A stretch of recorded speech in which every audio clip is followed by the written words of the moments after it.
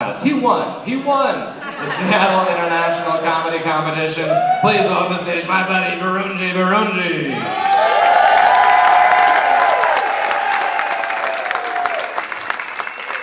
What's up, Everett? How are you? Doing good. My name is Birungi. It's good to be here. Let's see where you guys are at. Clap your hands if you've been to a comedy show before. Alright, that was like half of you. The other half are like, we don't know what is going on. If you didn't clap your hands, I'll let you in on a secret. If you go to a comedy show, comedians come up here and we say a lot of things. Some of it is true, some of it is lies. We'll come up here and say things like, it's nice to see you.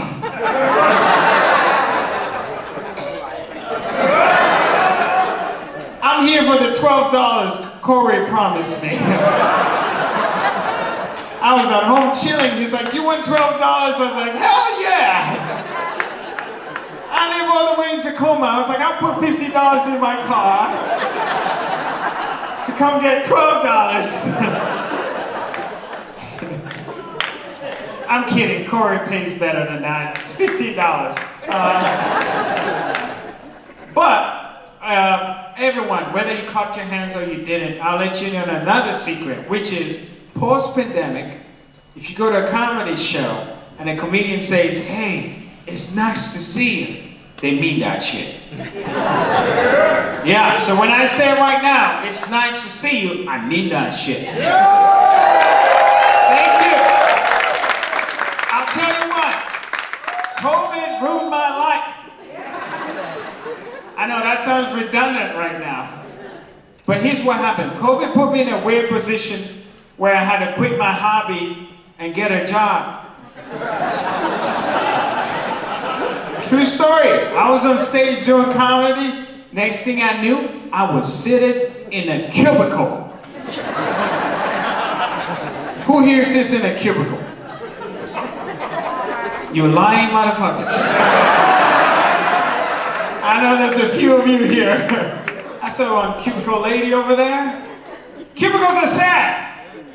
It's like you're stuck in there, there's only one exit. They cut across the body. You know why they cut across? So your boss can hover over you and yell at you. But you know what? The one thing I don't understand about cubicles is most of my coworkers have photos of their family members in their cubicle. You seen this cubicle lately? Like every cubicle you go to is like mom, dad, sister, and I asked one of my coworkers, I was like, yo, why y'all got photos of your family in your cubicle? And he goes, it's for motivation. Motivation. You want to be motivated? Come to my cubicle. My cubicle is filled with photos of people I owe money. Yeah, you come over there, you're like, oh my God, is this your grandpa? I'm like, no. That's my 60-year-old Asian landlord. I owe him $300,000. Oh my God, is that your wife? No. That's the stripper that takes my money. Every month. Oh my God, is that your dad? Yes, actually, that's my dad. Yeah, I owe him money too. Yeah, so that's what happened. I had to quit comedy for a bit, get a job, do that. But before I had to do that, I had to get vaxxed. Everett, I did some research on you guys. I couldn't tell where you were politically, so we're gonna find out real quick. Clap your hands if you got vaccinated.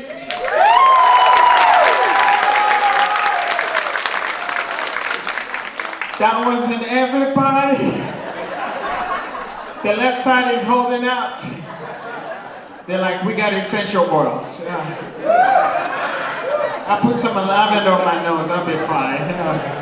Okay, I'm gonna be transparent with you guys. I got vaccinated, but if you did not, I don't hold it against you. I think I understand both sides. I'll tell you what happened. When the vaccine came out, I was one of the skeptics because I did some research. Yeah, not in a lab. I did it online, like everybody else. And I learned about some shit. I learned about the Tuskegee experiment. Y'all heard about this? Okay, some of you know. Okay. For those who do not know, back in the day, the US government experimented on black people. So when the vaccine came out, I called all my black friends. I was like, yo, are we doing this? And most of them were like, I don't know, man, I don't know. Last time we did, I don't know. But unlike my black friends, thankfully for me, I got someone at home. My wife. For context, she's not a scientist. But she's white. I was like, hey babe, get in the car. She was like, where are we going? I was like, you are getting vaccinated.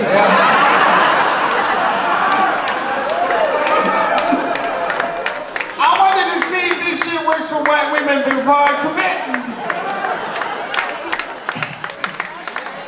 We drive to the tent, she's getting vaccinated, I'm hiding behind the tent. I was like, oh boy, I hope this works out. I did that thing like you ever go to get an x-ray and they put a metal vest on you? And you're like, is this safe? And they go, yeah, you're good. That was me behind the tent. I was like, babe, go ahead, you're good. As soon as I saw that shit work for white women, I was like, give it to me! I'll take all 2 doses on the same day. You gotta pay attention. I'm talking to the brothers and sisters here. There's like 5 of them. Black people, pay attention to what white women are doing. Okay? If it's good for white women, it's good for you. Do it. If it's bad for white women, don't do it. That's why I don't do opioids.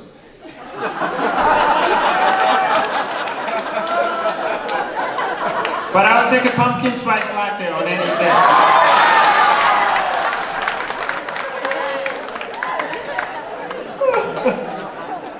My favorite thing during this time has been traveling to different states and observing how different states and cities encourage people to get vaccinated. Like I went to Florida, they were giving out lollipops. Then I went to Atlanta, Georgia, they were giving out lap dances. That's where I got my shots. All 13 of them. And then I came back to Washington and I realized you guys were using traffic signs to encourage people to get vaccinated. You see that? Like you'll be driving on I-5, you look up, it says Washington. Max up, vax up. You see this? I'm like, yo, your governor thinks we actually pay attention to traffic signs? You want to catch my attention while I drive? Just text me like a normal person. Yeah?